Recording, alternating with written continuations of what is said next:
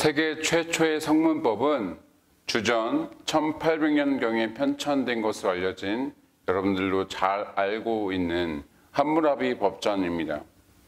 대략 2m 50cm 높이 정도의 돌기둥에 새겨져서 공포되었던 법전이었죠. 덕분에 4000년 정도가 지난 오늘날에도 여전히 그 원형이 잘 보존되어져서 남겨져 있습니다.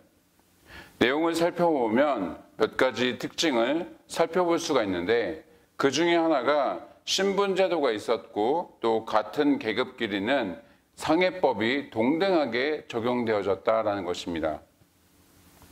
그 얘기는 피해자의 신분에 따라서 가해자가 받게 되는 형벌이 달라진다는 것이죠. 가해자의 신분이 낮으면 낮을수록 그 처벌의 정도가 더 심하고 더 힘들었던 것을 볼 수가 있는 것입니다. 이를테면 실수로라도 귀족을 다치게 하면 그 두세 배 이상으로 그에 대한 대가를 받도록 되어 있는 것이죠. 이후에 생겨나는 모든 세상 나라들도 제각기 자신들에게 맞는 그런 법을 반포했지만 남녀노소 또 빈부귀천 할 것 없이 평등하게 적용되지는 않는다는 것을 볼 수 있습니다. 막상 뚜껑을 열어보면 승자와 또 재력가와 또 권력자가 더 많은 이득과 또 편의를 갖는 경우가 많은 것이죠. 이에 비해서 하나님의 나라의 법은 모든 사람에게 동일하고 또 공의롭게 적용됨을 믿으시기 바랍니다. 그래서 불의가 가득한 이 세상에 마음을 빼앗기지 마시고 더욱 말씀을 힘써 지켜 하나님 나라에 합당한 저와 여러분 되시기를 주님의 이름으로 축원합니다. 출애굽기 20장이 일종의 헌법 역할 겸 또 전체 율법에 대한 어떤 요약판이라고 한다면 21장부터 31장까지는 하나님 나라의 백성들이 마땅히 지켜야 할 어떤 일반법 또는 시민법이라고 할 수가 있습니다. 그 첫 시작인 어제의 말씀 본문에서는 종에 대한 법규를 다루고 있습니다. 이스라엘 백성들은 수백 년간 노예로 살아왔기 때문에 그 의식이 뼛속 깊이 새겨져 있습니다. 특별히 오랜 기간 노예로서 당하며 살아왔기에 약간 화풀이성으로 자신들의 노예에 대해서 심하고 더 억독하게 노예를 사용할 확률이 높았을 것입니다. 그래서 당시 시대적 상황 속에서 노예 제도를 하지 못하도록 그것을 막지는 않으셨지만 그에 대한 인식을 다르게 할 수 있도록 말씀하신 것이죠. 일반적으로 한 번 노예는 자자손손 영원한 노예와 다름이 없게 되는데, 우리나라의 경우만 하더라도 예전에 노예족보라는 것이 있었죠. 그런데 하나님의 나라인 이스라엘에서만큼은 7년째 되는 해마다 자유인으로 될 수 있도록 하신 것입니다. 또한 재산 증식의 목적으로 외국인에게 그 노예를, 종을 판매하지 못하게 하셨습니다. 무슨 뜻입니까? 생활의 어려움으로 품꾼에 가까운 어떤 종의 삶을 살 수는 있겠지만 동등한 입장과 또 그러한 위치로 보라는 것입니다. 당시 기준으로는 매우 파격적인 법조항이었던 것이죠. 그것에 이어진 오늘 본문은 타인에게 상해나 또는 재산상 피해를 입혔을 때 어떻게 처벌하고 보상할 것인가에 대해서 크게 세 가지 항목으로 다루고 있습니다. 그 첫 번째는 사형 집행을 하게 되는 경우입니다. 고의로 살인한 자, 또 부모를 치는 패류나 또 사람을 납치한 자, 끝으로 부모를 저주하는 자녀입니다. 여기에서 고의 살인이나 납치하는 경우는 우리가 그것에 대해서 사형을 언도하는 것에 대해서 어느 정도 이해할 수가 있습니다. 그런데 부모를 치거나 저주하는 경우까지 사형을 시키는 것에 대해서는 너무 과도하진 않은가라는 생각이 들 수가 있습니다. 사실 이 부분은 그들이 가지고 있는 그 사상과 또 배경을 이해해야만 이것을 납득할 수가 있습니다. 이스라엘 백성들에게 있어서 부모는 하나님을 대신하는 존재로 여겨졌습니다. 부모의 말씀은 하나님의 말씀과 같은 권위를 가지고 있었던 것이죠. 그래서 반드시 지켜야 할 명령이 되었던 것입니다. 그러한 부모를 때리거나 욕하고 저주한다는 것은 마치 하나님께 하는 것과 마찬가지였던 것이죠.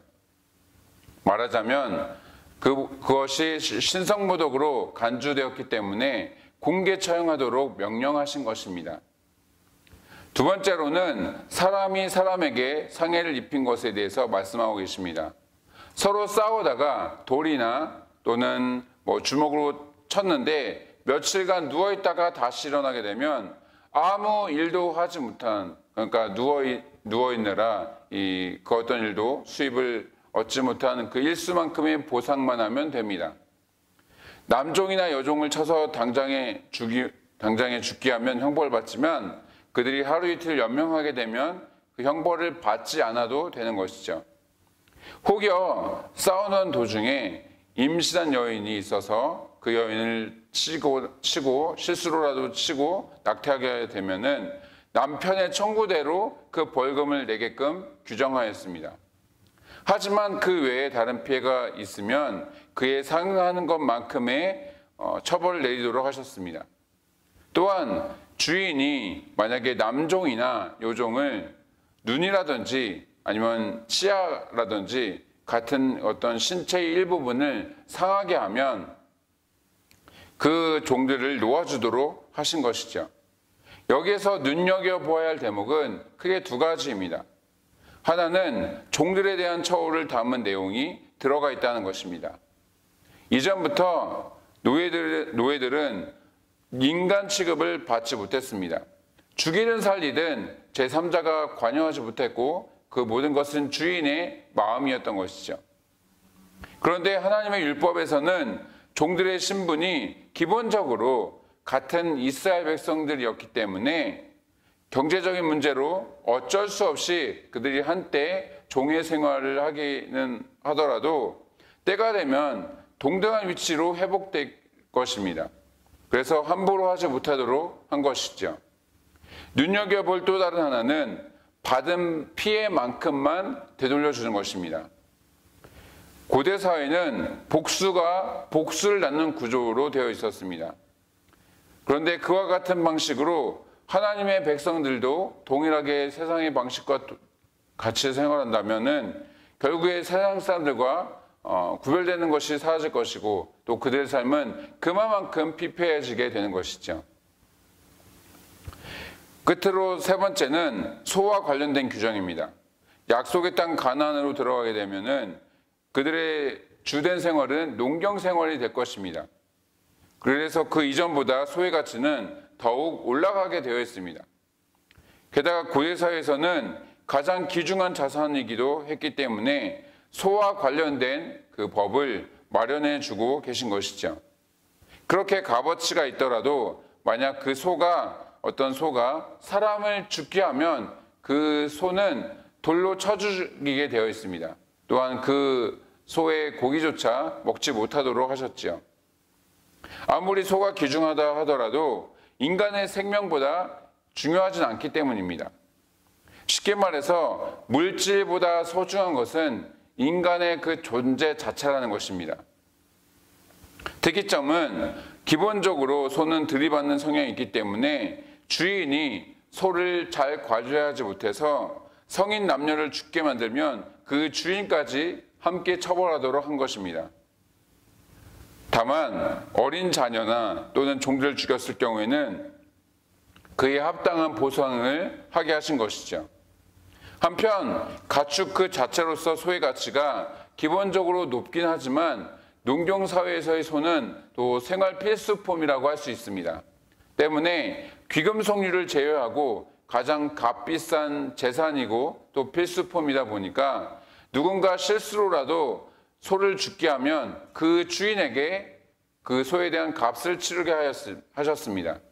잃어버린 재산에 대한 손실을 보존해 주기 위함인 것이죠. 머리털 하나도 상하지 않게 보호하신 하나님께서 우리의 생명뿐만 아니라 우리가 가지고 있는 소유물에도 많은 관심이 있다는 것을 새삼 발견하게 되는 그런 본문인 것입니다. 말씀을 마치겠습니다. 오늘날은 물질 만능주의와 또 개인주의가 판치는 그런 세상입니다. 사람의 생명은 점점 경시화되어 가고 신분이나 위치, 능력, 외모 등에 따라서 그 사람에 대한 가치가 천차만별로 책정됩니다. 경우에 따라서는 집에서 기르는 애완견보다 못한 그런 비참한 인생이 되기도 하는 것이죠. 가히 정상적이라 할 수 없는 시대를 우린 현재 살아가고 있는 것입니다. 때문에 차마 입으로 담기 힘든 온갖 강령범죄가 곳곳에서 성행하고 있는 것이죠. 이러한 시대 속에서 여러분 자신의 마음과 생각을 점검해 보시기 바랍니다. 가족, 동역자, 믿음의 식구들, 그들이 존재하는 것 그 자체만으로도 소중히 여기셨는지, 아니면 나도 모르게 세상적인 잣대로 그 값어치를 계산하고 있지는 않은지 돌아볼 필요가 있는 것입니다. 혹여 찔리는 부분이 있으시다면 그 부분에 대해서 회개하시고 하나님의 사랑을 실천하시고 또한 회복하시기 바랍니다. 그렇게 해서 하나님의 은혜와 축복을 경험하는 저와 여러분이 되시기를 주님의 이름으로 축복합니다. 이 시간 구국기도문을 가지고 베트남 땅을 위해서 또 나라와 민족을 위해서 그리고 교회와 어려움 당하고 있는 모든 성도를 위해서 이 시간 함께 기도하며 나도하셨습니다. 함께 구국기도문으로 기도하며 나갑니다. 코로나 사태 속에서도 신실하신 하나님을 더욱 신뢰하게 해 주시옵소서. 이 모든 상황을 믿음으로 버티고 인내하며 회복을 경험케 해 주시옵소서. 코로나 재난으로부터 모든 성도들을 눈동자처럼 지켜 보호해 주시옵소서. 코로나19가 베트남과 대한민국과 세계에서 속히 지나가게 해 주시옵소서. 모든 가족과 함께 마음과 정성을 다해 하나님께 예배드리게 해 주시옵소서. 모든 성도가 경선에서 회개하고 또 의로운 삶의 열매를 맺게 해 주시옵소서.